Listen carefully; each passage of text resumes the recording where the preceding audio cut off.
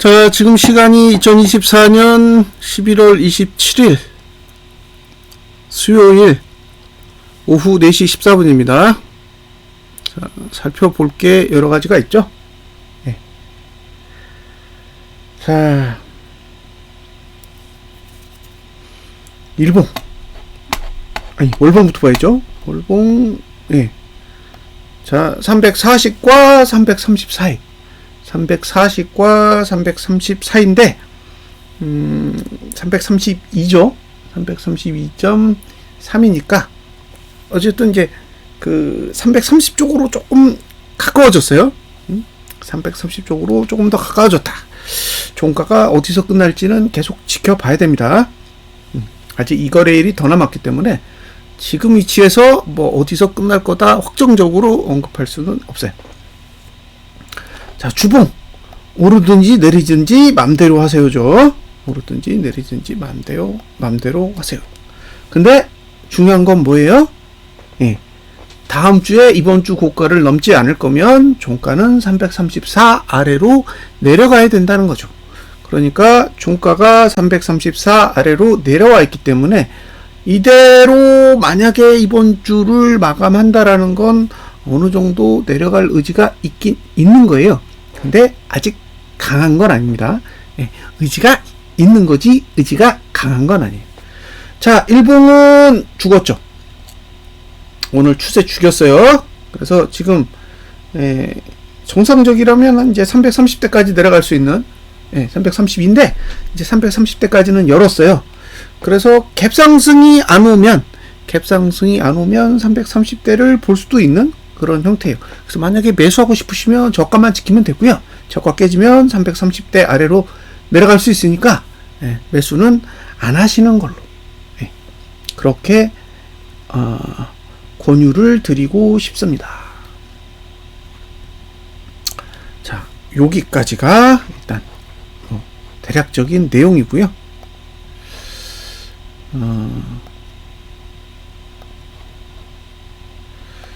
옛날 조선시대 때, 조선시대 때, 이제 세금을 내야 되잖아요. 국가에 세금을 내야 되는데, 세금 내는 거 말고, 탐관 오리들이, 개별적으로 세금을 붙여가지고,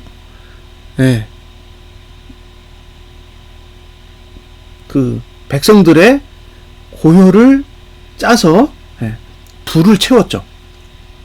그게 조선시대의 특징입니다. 그러니까 조선시대에 국가가 백성들에게 내린 세금 말고 이 지방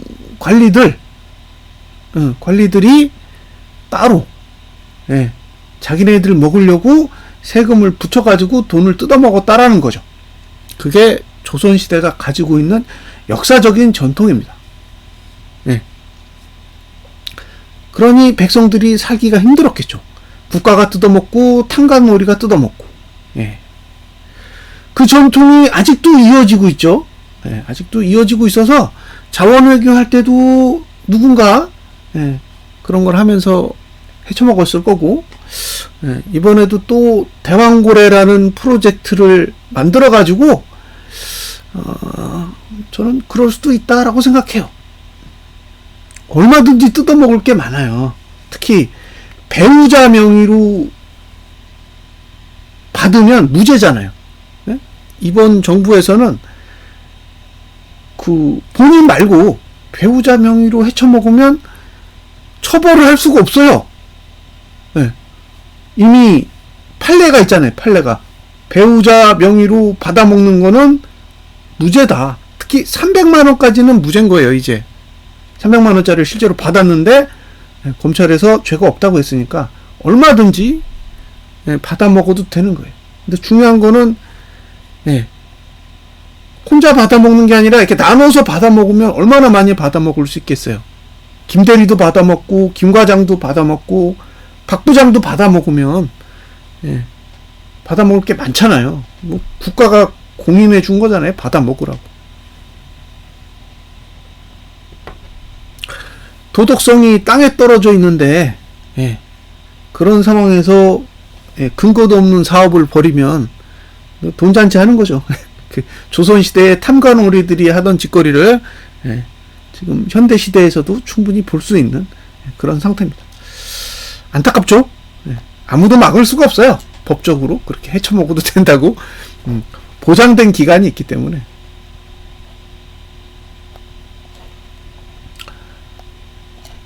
자, 외국인이 보다 현물 팔고 떠나고 있습니다. 고마운 상황이죠. 자, 보세요. 30분봉 오늘 대드났습니다. 30분봉 오늘 대드나고 완성했어요. 데드. 그러니까 오늘 막판에 이제 내려온 게 이거 데드나고 선행 스팬 가느냐고 무너졌습니다. 자, 그러면 1시간 봉은 어떻게 됐지? 1시간 봉은 아직 데드가 안 났어요. 근데 하루에 몇 개냐면 하나, 둘, 셋, 넷, 다섯, 여섯, 일곱이에요. 그러면 7개면 내일 종가가 얼마냐? 332.50. 이해되세요? 그러니까 내일 종가가 내리면 대등하는 거예요? 내일 시가가 얼마냐는 중요하지 않아. 내일 종가가 332.50 아래에서 끝나면 대드예요.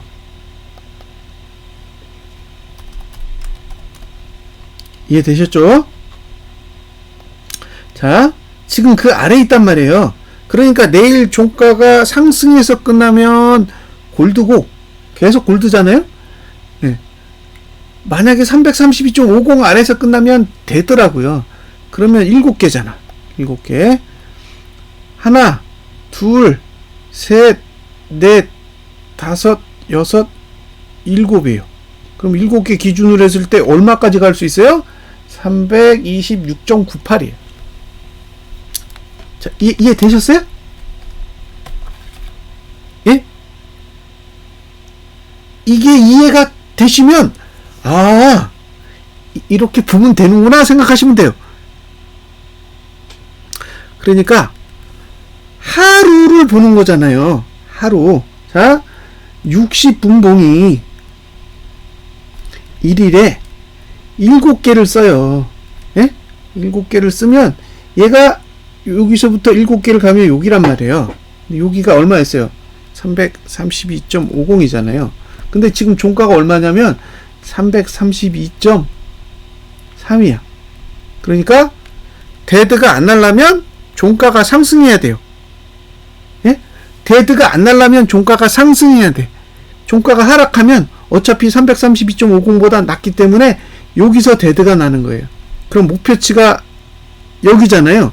그럼 여기가 326이라고.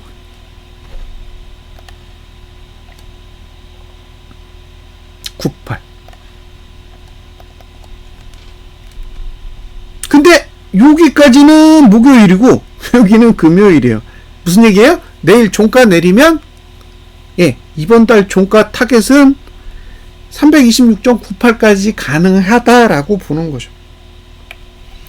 자, 충분히 설명이 드렸습니다. 이거 잘 이해하셨으면 좋겠어요. 자, 그 다음에 2시간 봉 볼까요? 2시간 봉은 아무 일 없습니다. 올라가든 내려가든 지금 영역에서는 아무 영향가도 없어요. 자, 그 다음에 4시간 봉도 골도 안 났고 뭐 없어요. 없습니다. 없다는 거죠. 자, 일봉은 골도 안 났죠? 일봉은 골드가 날 수가 없잖아요. 이렇게 올라가야 된다고. 3일봉도 뭐 없어요. 주봉도 없어. 남은 건 뭐예요? 요거 이주봉만 남았어요. 이주봉은 어쨌든 데드 한번 내야 돼요. 여기 데드 났기 때문에 여기를 한번 데드 내야 마감이 돼요. 자, 설명 끝났죠? 일목으로는 설명 끝났어요. 일목으로는 더 할 게 없습니다. 근데 여기서 웃긴 거, 코스피 이거 어쩔 거야, 그죠? 이거 어쩔 거야. 계속 문제가 되는 거예요. 이거 2386.96, 2377.76 이거 어쩔 거냐는 거예요. 완성을 안 할 거냐는 거죠. 그래서 이거는 계속 문제로 남을 거라는 거 인지하시고요. 그 다음에 볼 건 뭐냐면 이평선을 보여드릴게요. 이평선. 자, 이평선을 볼 겁니다. 띵글 안에 이평선이 들어있어요. 근데 이게 시뮬레이션 기능이 다른 차트에는 없기 때문에 이걸로 보여드릴게요. 자, 일봉을 보여드릴게요. 일봉 보시면, 자, 이게 오늘이에요. 오늘. 근데 제가 무슨 설명을 했었는지 기억하시고, 그 다음에 비교해 보세요. 그러니까 제가 무슨 설명을 하고 있어요. 무슨 설명을 하고 있는데 그 설명이 뭘 의미하는지를 아시면 됩니다. 자, 보세요.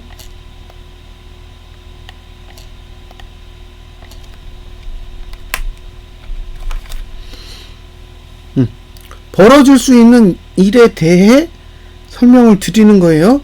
어떤 일이 벌어질 수 있는지. 자, 이게 22평이고, 이게 52평이에요. MA라고 하는 게 낫겠죠? 무빙 에버리지니까. 자, 그러면 지금 상태에서 22평은 하향이에요. 하향이에요. 22평은 하향합니다. 왜? 20개 전에 봉이 굉장히 높아요. 굉장히 높아서 지금 위치로는 22평을 위로 돌릴 수가 없어요. 그래서 그때 얘기했던 건 9개 정도의 봉이 필요하다 그랬어요. 22평선이 상향으로 돌려면 봉이 9개가 필요하다 그랬어요. 그 전까지는 급등하지 않으면 22평이 돌지 않는다고. 그래서 계속 아래로 내려갑니다. 이렇게 아래로 내려가는 건 저항이에요. 이거 지지 아닙니다. 이렇게 돼야 지지예요. 요게 지지고 요건 저항이에요. 그러니까 아직 저항인 거죠. 아직 저항인데 문제는 내일 딱 시작하잖아요. 그러면 52평선 아래로 내려가요.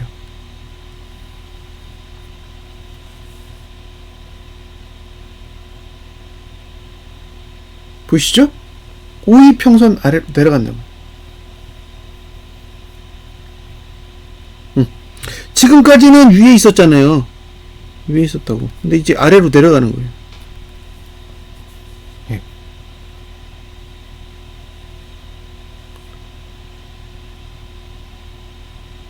52평선의 지지를 못 받으면 52평선의 지지를 못 받으면 무너지는 거예요. 22평이 하향이기 때문에 52평이 이렇게 올라가야 돼요. 그래서 이렇게 타고 가야 돼. 이렇게. 이게 돌 때까지. 근데 지금 무너진다는 거죠. 내일. 그래서 내일 조심하셔야 돼요. 내일 오늘 저가 깨면 22평 깨집니다. 내일 오늘 저가를 깬다라는 건 22평이 깨진다는 소리예요. 조심하셔야 된다고요. 이해하셨죠? 오늘 저가를 깨는 건 22평 아래로 내려간다라는 걸 의미하기 때문에 조심하셔야 됩니다. 조심하셔야 된다. 자, 설명 드렸습니다. 그 다음에 주봉. 자, 주봉을 보시면 52평이 하향이죠. 왜냐면 일봉에서 22평이 하향이기 때문에 똑같이 52평도 하향합니다. 비슷한 선이에요. 그죠? 그러니까 얘가 내려가면 22평이 같이 내려가요. 그럼 이게 지금 어떤 모양새가 되냐면 이런 모양새가 되는 거예요. 이런 모양새. 자, 올라탔다가 무너지는 거죠. 올라탔다가 무너지는 거예요. 왜냐면 52평이 아직 꺾일 생각이 없으니까. 지금 이런 느낌이잖아요. 이런 느낌. 지금 봉이 이런 느낌을 가지고 있는 거예요. 52평이 하향하는데 봉이 위로 올라섰는데 양봉으로 버티질 못하면 그러면 계속 내려간다는 얘기예요. 52평이 계속 아래로 내려가요. 되게 무서운 거죠. 52평이 위로 꺾여야 상방이 시작인데 아래로 내려간다고.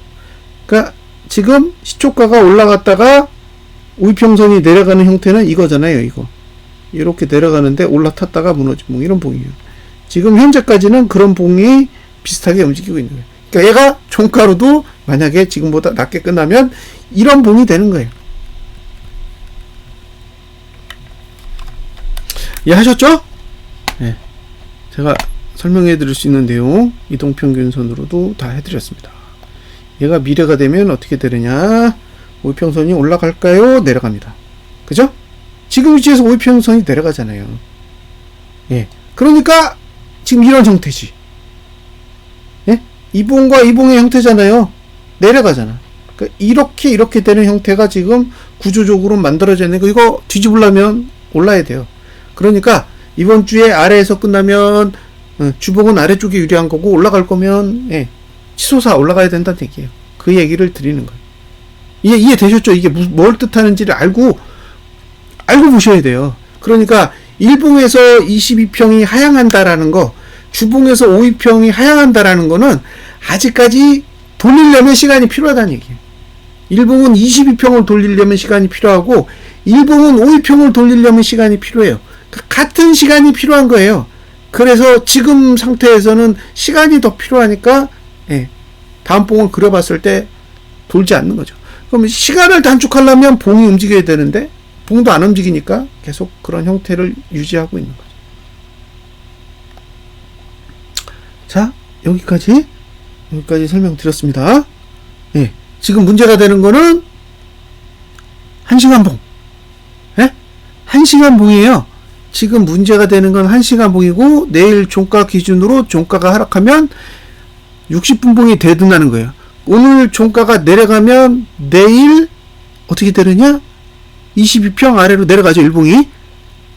그러니까 오늘보다 종가가 낮아지면 60분 봉이 대등하니까 326.98인가? 거기까지 일단 아래쪽이 열리는 거고, 일봉의 입장에선 22평이 무너지는 거예요. 이 정도까지 설명했으면 할 만큼 했다고 생각해요. 그 다음에 볼 거, 오늘 무슨 일이 있었는지를 아셔야 돼요. 그래서 무슨 일이 있었는지를 보여드릴게요. 3일봉 종가가 동시효과가 아주 쬐끔 내렸어요. 그랬더니 어떤 분이 종가 쬐끔 내렸네 그러더라고요.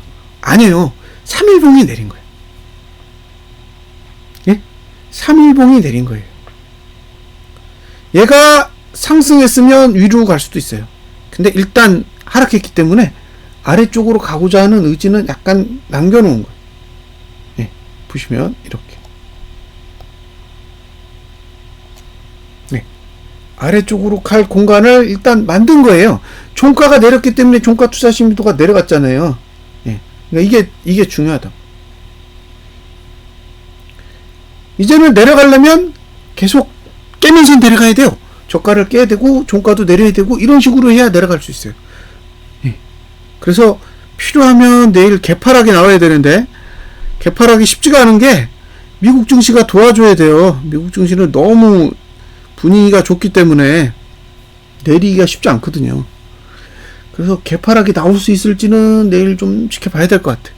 근데 3일봉은 개파락이 안 나오면 내려가기 쉽지 않아요.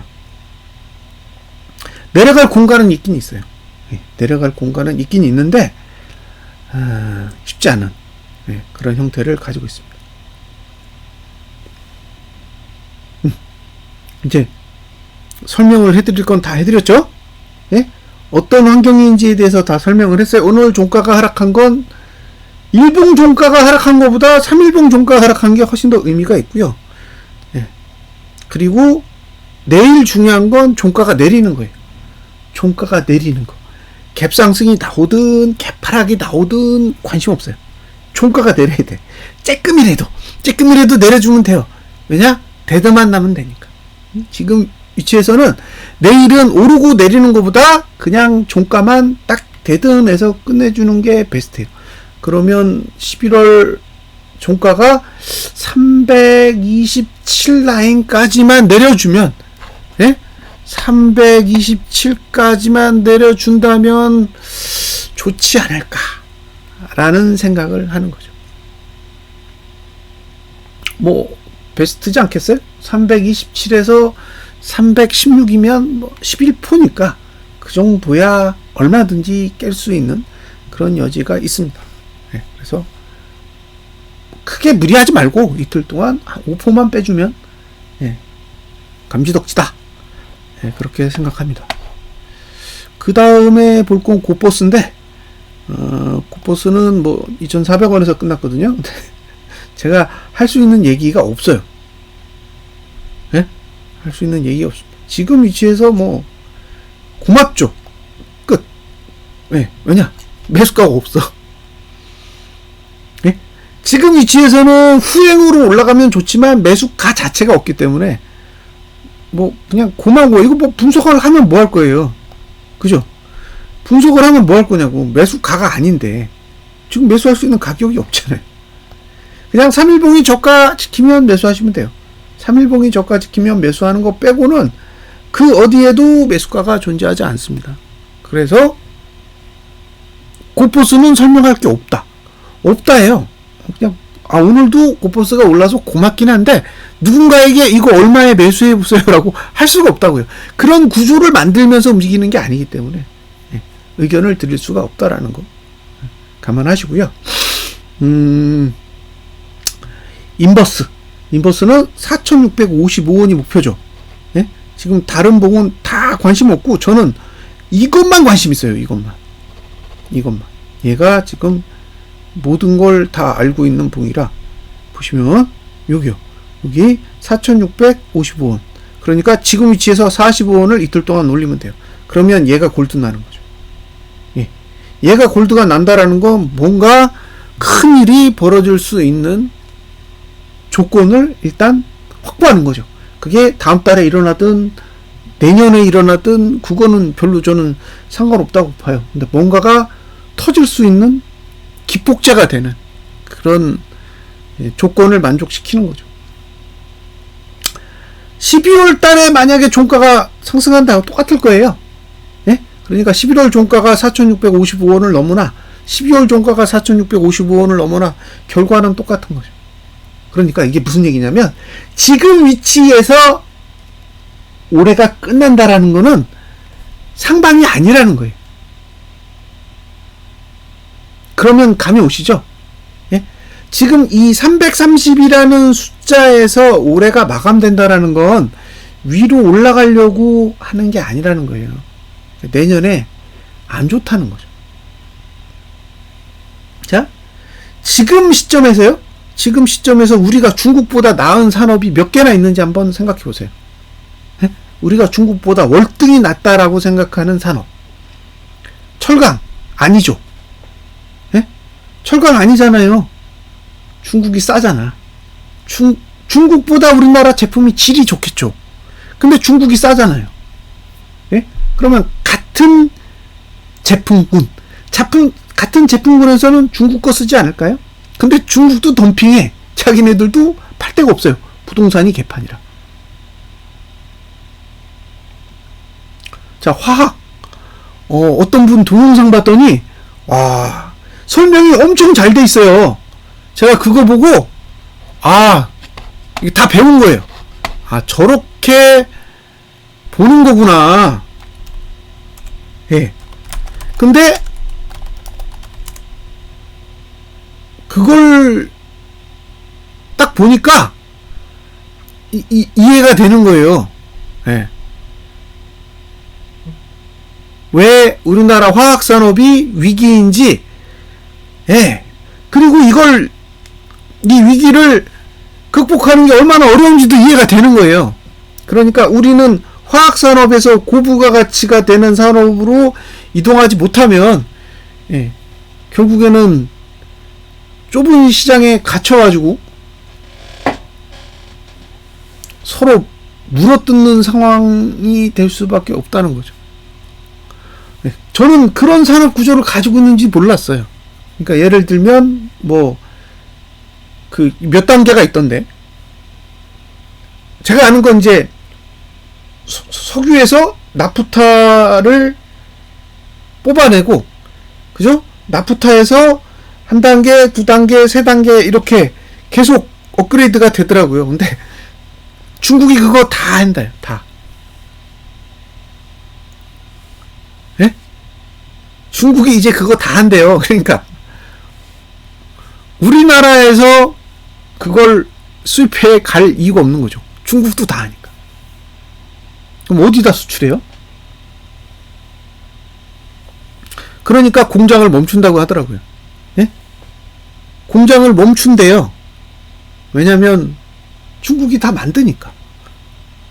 예? 중국이 다 만드는 거죠. 그러니까 우리가 지금까지 생산해가지고 주로 중국에다가 막 그거를 갖다 팔아먹으면서, 예, 돈을 벌어왔었는데, 중국이 그걸 다 만드니까 중국이 수입을 안 하죠. 그럼 우리나라는 생산을 하는데, 중국이 수입을 안 하면 그거 다 어디다 돌려요? 예. 그래서, 그 분석 자료 보니까, 우리나라 전체 생산량만큼 사라지면, 예, 그러면 적정선이라 그러더라고요. 예? 그러니까 우리나라 전체가 생산하는 걸 없애버리면, 예, 딱 적정한 수준이라고 설명을 하는데, 이해가 됐어요. 그러니 답이 없겠죠. 우리나라가 석유화학 부분에 굉장히 강점을 지닌 나라인데, 예, 우리나라가 생산할 수 있을 만큼의 제품이 사라져야 된다면 상당한 문제가 있지 않을까. 그러니까 이게 지금 우리가 단기적으로 주가가 빠져가지고 문제가 되는 게 아니라 결국에는 다 닫아야 되는 거잖아요. 예? 시간이 지나면 닫아야 된다고요. 우리도 닫고 중국도 닫고 다른 나라도 닫아야 되는 거잖아요. 우리나라 전체 공장이 멈출 게 아니라면 우리나라도 일부 닫고, 중국도 일부 닫고 다른 국가들도 일부 닫아야 될 거 아니에요. 그럼 닫을 때까지는 계속 서로, 예, 공멸해 가면서 가야 되는데 과연 그게 주가에 도움이 될지, 예, 그리고 그런 상황에서 시장이 계속 좋아질 거라고 말할 수 있을지 의문이고요. 저는 전기차 시장은 중국이 이겼다고 생각해요. 예? 그러니까 전기차 시장의 최종 승자는 비아디다 라고 생각합니다. 그러니까 예전에 우리 디지털 TV 만들 때 삼성전자랑 LG전자가 시장을 석권했잖아요. 딱 그런 상황처럼 보여요. 물론 이건 제 개인적인 판단이지만 그렇게 생각이 됩니다. 그래서 승자는 비아디고, 예, 비아디에 납품하는 배터리 회사, 예, 거기가 승자 아닐까요? 배터리도. 왜? 어차피 많이 파는 전기차에 들어가는 배터리가 승자지, 배터리 기술이 좋다고 해서 승자가 되는 건 아니잖아요. 예, 1인자에게 납품을 해야지. 예? 1인자에 납품을 해야 잘 팔리고 계속 공급이 되는 건데, 1인자가 아닌, 예, 떨거지한테 납품을 해가지고 차가 안 팔리면 재고로 남을 거고, 재고로 남으면 추가 주문하기 어렵겠죠. 그래서 우리나라의 2차 전지 사업도 밝다고 보기는 어려울 것 같아요. 만약에 우리나라 2차 전지 회사들이, 예, 비아디하고 테슬라를 잡아서 공급을 한다 그러면 좋아질 수도 있겠지만, 그냥 기술력이 좋다는 이유만으로, 예, 앞으로 더 발전할 수 있을지는 저는 제 자신은 물음표예요. 그러니까, 예, 석유화학도 물음표, 철강도 물음표, 예, 배터리도 물음표죠. 남은 거 반도체예요. 예, 근데 반도체도 일반 반도체는 중국이 만들잖아요. 예? 이 저렴한 거. 그럼 중국도 반도체 회사가 있으니까 만들 거고, 못 만드는 건 삼성전자도 못 만드는 HBM 같은 건 못 만드는 거잖아요. 예. 그러면 그 HBM 반도체 쪽의 화랑이 끝나면 쉽지 않은 상황이 올 것 같은 그런 예감이 듭니다. 그러니까 이게 차트 분석하는 것만으로 따지는 게 아니라 우리나라가 가지고 있는 산업의 경쟁력으로 봤을 때 과연 우리가 옆에 있는 중국이랑 붙어가지고 이길 수 있을까? 에요. 왜냐면 인건비가 우리가 얼등하게 비싸잖아요. 우리는 중국에 비해서 인건비가 어마어마하게 비싼 나라인데 제품이 똑같아. 그러면 누가 한국 제품을 쓰겠냐는 거죠.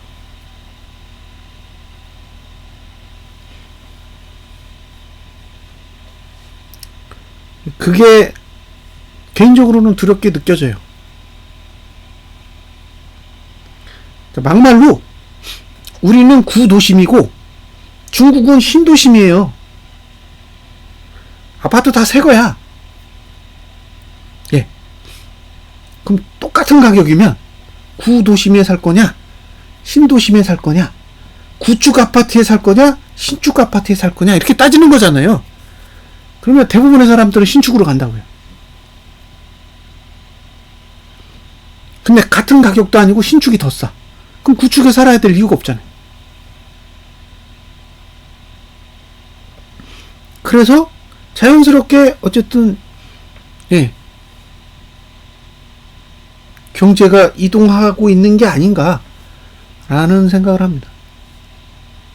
그래서 우리나라가 일본이 90년대 이후에 걸었던 길을 우리도 비슷하게 걸을 수밖에 없는 그런 입장이지 않을까라는 게 일단 저는 그렇게 생각해요. 뭐 증시는 우상향이다 이런 얘기들을 많이 듣는데 그건 우리가 가진 산업이 다른 나라에 비해 충분한 경쟁력을 지속적으로 유지할 수 있다면 그 말이 맞겠지만 그게 아니라면 도태되는 거잖아요. 우리가 가지고 있었던 경쟁 산업들이 후발주자에 의해서 계속 도태되어 가는데 공장문 닫고 회사문 닫고 있는데 증시는 우상향해야 된다면 그거는 도박판이죠.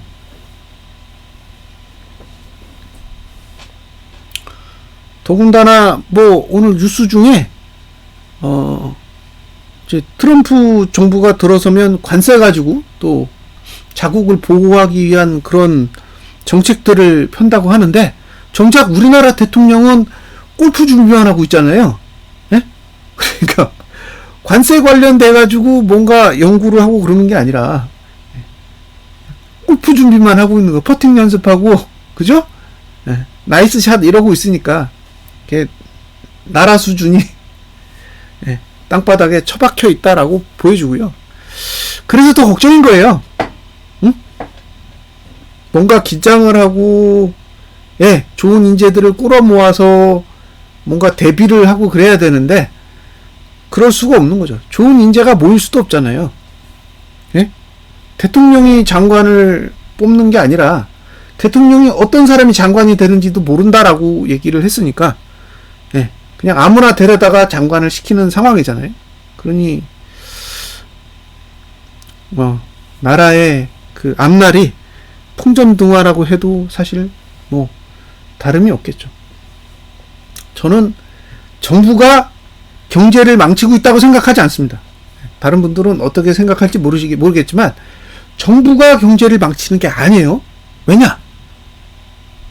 중국이랑 경쟁하는 건 어쩔 수 없는 현실이고 중국이 우리나라를 따라잡는 건 그것도 어쩔 수 없는 현실이에요. 우리가 일본을 따라잡았듯이 중국이 우리나라를 따라잡는 건 어쩔 수 없는 현실인데 그게 대통령이 또는 정부가 막을 수 있는 일이 저는 아니라고 생각해요. 그러니까 정부가 해야 될 일은 새로운 산업 같은 걸 계속 만들어낼 수 있게 틀을 만들고 지원해주고 공정하게 경쟁을 할 수 있도록 그런 장을 마련하고 자금을 지원해주고 그렇게 해가지고 자연스럽게 고부가 가치 산업 그 다음에 경쟁을 따돌릴 수 있는 그런 역량을 만드는 쪽으로 시프팅을 시켜주는 게 정부의 역할이지 경쟁도 안 되는 그 산업을 가지고 뭘 어떻게 할 수 있는 건 아니라고 저는 생각합니다. 그래서 저는 정부 탓을 할 생각은 없어요. 근데 지금 정부가 못하는 건 뭐냐면 공정한 경쟁, 그죠? 그 다음에 신산업에 대한 적극적인 투자 이런 것들이 안 되고 있는 거죠. 공정할 수가 없잖아요, 사실. 예? 뇌물을 받아 먹어도 아무런 문제가 없다고 하는 그런 정부가 어떻게 공정을 사람들에게 외칠 수 있겠어요? 네? 밑에 있는 공무원들이 뇌물만 받아먹지 않아도 천만다행인 거예요. 근데 그런 생각이 없는 거죠. 자, 그래서 지금은 사실 4,655원이 맥점이에요. 4,655원을 종가로 넘으면 내년에 뭔가 안 좋은 일이 우리나라에 닥칠 수 있다고 생각해요. 저는 4,655원이 그 기준입니다. 만약에 11월 달에 4,655원을 달성하지 못하다면 12월 달에 한 번 더 기회가 있어요. 그래서 12월 달에 4,655원 위에서 마감한다? 그러면 내년은 주식 투자를 하면 안 되는 해가 될 수도 있을 거라고 생각해요. 지금 외국인이 현물 얼마 팔았는지 아세요?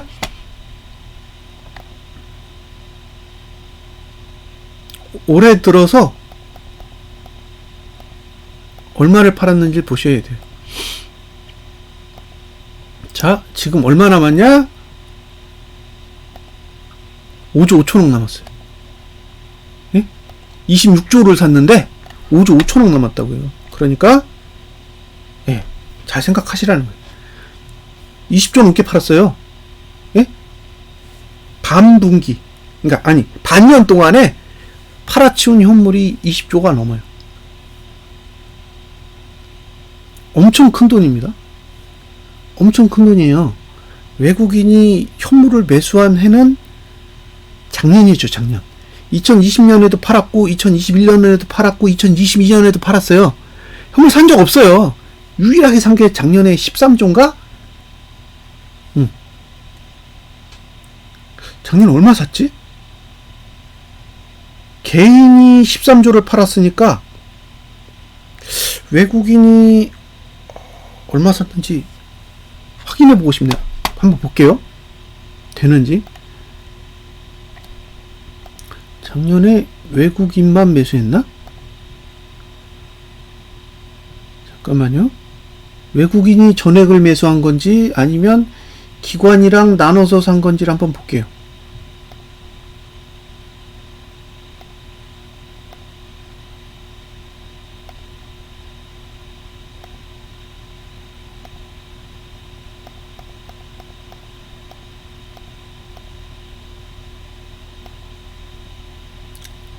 아, 11조요. 11조. 작년에 외국인이 현물을 11조 샀습니다. 보시면. 예, 작년에 11조고 개인이 13.8조를 팔았어요.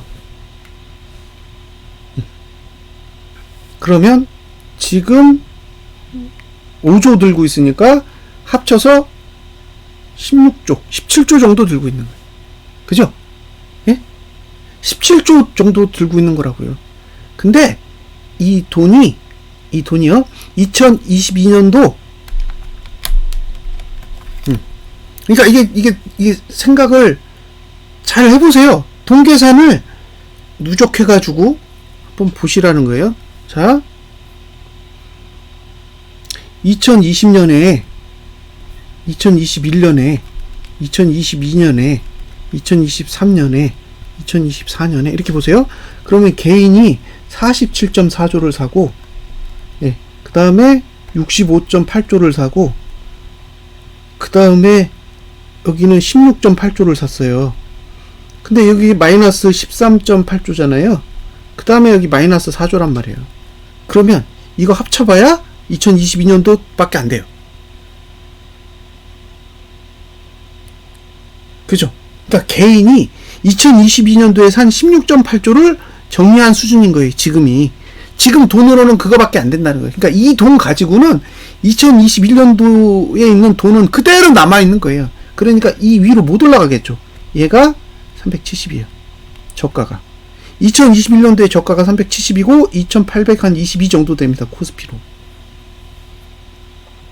그래서 과거에 제가 올린 영상에 보면 2021년도 저가 위로는 올라가기 힘들다고. 외국인이 대량으로 매수하지 않는 한은 올라가기 힘들다라고 설명해 놓은 게 있어요. 다만 코스피 200은 370인데 코스피 지수는 저가가 2822 정도에 있기 때문에 오버슈팅이 나올 수도 있다라고 언급한 적은 있어요. 위로 끌어올리길래. 애초부터 여길 간다고 주장한 적은 없어요. 근데 하도 외국인이 매수해야 되니까, 하도 매수해야 되니까, 재수 없으면 저기까지도 갈 수 있겠다. 그래서, 이걸 고민을 해야 된다는 거였죠. 거기까지 갈 수 있는 걸 고려해야 되니까. 자, 보시면, 여기가 370이잖아요, 저가가. 저가가 370이라고요. 여기. 이해되시죠, 이제? 근데 이걸 코스피로 보면, 더 높아요. 코스피로 보면 더 높아. 그래서, 코스피는 저가를 찍으려면 더 올라가야 되는 거죠. 이렇게. 23,822. 그래서 여기까지 올라갔다고 보는 거예요. 이걸 찍기 위해서. 이 저가. 근데 지금 돈으로 한번 생각해 보세요. 돈으로는 못 가.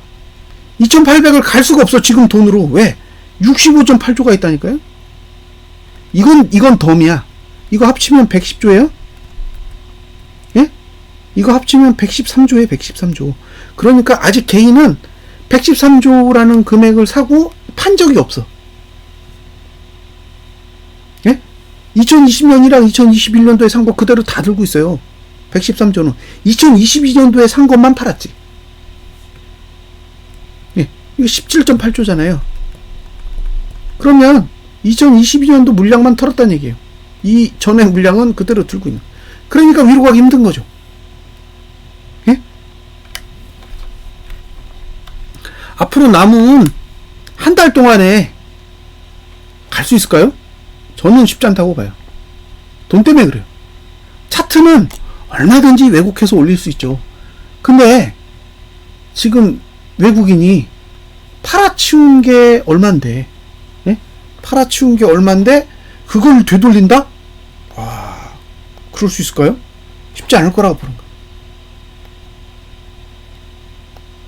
자, 여기서 보시면, 여기서 이렇게 놓고 이걸 끌게요. 금투랑 기관을 딱 끄면 지금 외국인은 계속 매도죠? 외국인은 계속 매도예요. 개인만 샀다가 줄였지 외국인이 매도를 푼 적은 없어요. 자, 외국인이 매수를 푼 적이 없죠. 여기서 한번 풀었다가 다시 감고 여기다 풀었다가 감았어요. 근데 계속 매수하면 계속 올라가요. 반대로 얘기하면 외국인이 계속 매도하면 계속 내려갈 수도 있다는 거. 그러니까 지금 문제가 되는 건 뭐예요? 개인의 물량이지 외국인의 물량이 아닌 거죠.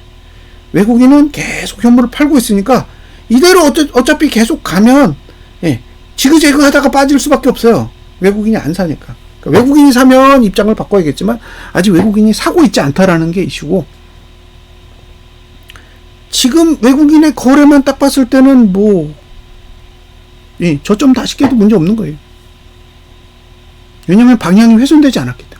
자금의 방향이 훼손된 사항이 없기 때문에 지금 상태에서 개인만 매수로 돌아주면 얼마든지 아래쪽으로 찍어 누를 수 있는데 계속 기타 법인하고 연기금이 찝쩍대면서 그걸 못하게 하는 거잖아요. 예? 개인이 매수로 돌리지 못하게 막 뜯어 말리면서 그러고 있으니까 못 빠지는 거죠. 자, 보세요. 얘가 위로 올라가면 중간에 이렇게 두 번 뭔가 있는데 결국에는 지수가 조정하고 난리를 쳐도 올라갔다는 얘기예요. 예? 개인이 외국인이 매수하는 이상. 근데 계속 매도해요. 그러니까 이게 지금 올라가는데도 얘네는 매도하는 거 아니에요. 그러니까 얘가 이렇게 한 번만 틀어주면 이게 무너진다고. 근데 이걸 안 틀어. 이것만 보고 있는 거예요. 개인 매수 안 하나. 근데 지금은요, 개인 매도 금액이랑 외국인 매수 금액이랑 거의 비슷하기 때문에 외국인이 이 물량만 개인한테 주면 끝이에요. 자, 정리를 하겠습니다. 몇 가지 내용만 정리를 할게요. 지금 위치에서는 얼마든지 가능성이 양쪽으로 다 존재하기 때문에 제가 어느 한쪽의 답을 명확하게 제시할 수는 없어요. 그리고 저는 차트를 보는 사람이지 산업을 보는 사람이 아니기 때문에 제가 다른 동영상이나 전문가들의 얘기를 듣고 그럴싸한 내용이 있으면 이렇게 영상에 첨부해 가지고 설명을 드리는 겁니다. 찾아보시라고. 제 얘기를 믿으라는 게 아니라 찾아보시라는 거예요. 자, 석유화학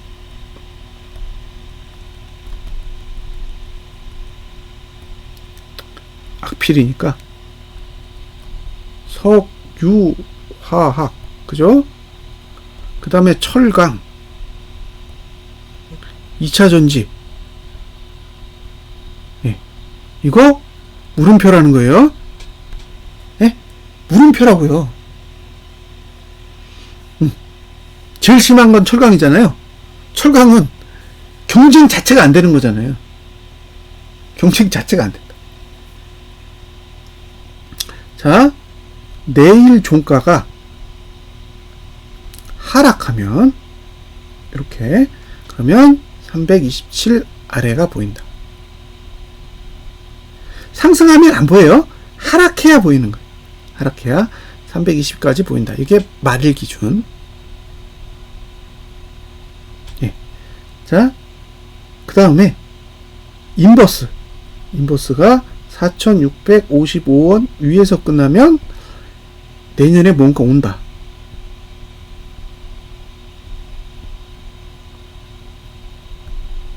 온다요. 예.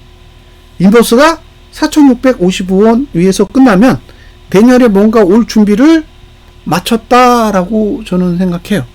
그러면 주가가 오르든 말든 저는 매수 이야기는 일절 할 수가 없어요. 왜냐면 내년에 뭔가 올 수도 있으니까. 그리고 지금의 산업 구조로만 봤을 때는, 예, 이제 비전 없는 산업들이 정해진 거잖아요. 석유화학 쪽, 철강 쪽, 이건 이제 메리트 없는 거잖아요. 예? 메리트가 없다고. 석유화학도 그나마 LG화학은 사실 포트폴리오가 다양하다 그러더라고요. 근데 포트폴리오가 없는 회사도 있잖아요. 몰빵한 회사들. 예. 그런 회사들은 조금 더 위험할 거라고 얘기를 하고, 그 다음에 정유사를 끼고 있는 화학회사는 괜찮은데 정유사가 없는 화학회사는 더 안 좋다는 거죠. 그런 것도, 예, 참고를 하셨으면 좋겠습니다. 그리고 철강은, 예, 뭐 공장문을 닫아버렸으니까 말 다 한 거죠. 예, 저는 개인적으로 2차 전지에 대해서 호의적인 얘기를 할 수가 없어요. 예, 왜냐면 승자는 비아디니까. 예? 비아디가 승자인데 배터리는 다른 회사가 승자가 된다라는 건 저는 쉽지 않다고 봐요. 그러니까 예를 들면 삼성전자하고 LG전자가 TV계의 왕자인데, 그러면 삼성전자한테 디스플레이를 납품하고 LG하고 삼성에 디스플레이를 납품하는 그 패널 회사가 좋은 거지, 엉뚱한 패널 회사가 기술이 좋다고 해서 좋을 수 있는 게 아니잖아요. 안 팔리는데. 그래서 저는 이 세 가지는 계속, 예, 부침을 겪지 않을까. 그래서, 예, 이렇게 뭔가 경쟁력을 갖고 다른 산업으로 또 전환하고 이러는 기간 동안에, 예, 시련은 거쳐야 되지 않을까라고 생각합니다. 그런 게 어쨌든 이렇게 엮어서 보면 우리나라 2025년도는 그렇게 행복한 한 해가 될 것 같지는 않다라고 일단은 생각이 들어요. 근데 이건 어디까지나 제 생각이잖아요. 예, 이 생각이 실질적으로 나타나려면 어쨌든 차트에 표시가 돼야 되는데, 그 기준이 인버스가 4,655원 위로 올라선다면, 이건 그냥 제 개인적인 생각뿐만 아니라 실제로 뭔가가 일어날 수 있는 요건을 만족해 가고 있는 거구나라고 일단 저는 상상할 수 있을 것 같아요.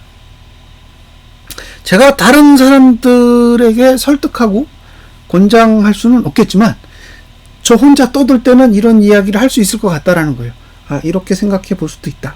이런 걸 한번 참고해서, 예, 판단해 보시는 것도 좋겠다라고 의견은 드릴 수 있는 거죠. 이런 걸 징후라고 하잖아요. 징후. 예? 실질적으로 뭔가가 터지기 전에 미리 이렇게 현상으로 나타나는 거. 어차피, 위험해진다 그러면 돈 있는 자들이 먼저 튈 거잖아요. 그러니까 이제 돈 있는 자들이 튀면서 남겨놓은 흔적이라고 보는 거죠. 자, 이틀. 내일은 종가 하락 여부, 그게 핵심. 예? 내일은 종가 하락 여부가 핵심이고, 모레는 4,655원이 핵심이에요. 이 두 가지만 보고, 예, 이 두 가지가 다 만족되면, 12월 이후로는 현물 매수는 저는 권유할 생각이 1도 없습니다.